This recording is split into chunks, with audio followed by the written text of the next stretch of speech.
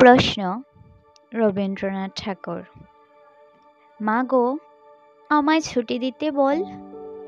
সকাল থেকে পড়ছি যে মেলা, এখন আমি তোমার ঘরে বসে করব শুধু পড়া পড়া খেলা। তুমি বলছো দুপুর এখন সবে, না হয় যেন সত্যি হলো তাই। একদিনও কি দুপুরবেলা হলে বিকেল হলো মনে করতে নাই? আমি তো বেশ ভাবতে পারি মনে, সূর্যি ডুবে গেছে মাঠের শেষে।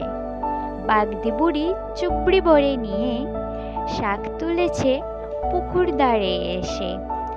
আধার হলো মাদার গাছের তলা, কালি হয়ে এলো দিঘির জল। হাটের থেকে সবাই এলো ফিরে, মাঠের থেকে এলো চাষির দল। মনে কর না উঠল সাজের তারা, মনে কর না সন্ধে হলো যেন। রাতের বেলা দুপুর যদি হয়, দুপুর বেলা রাত হবে না কেন?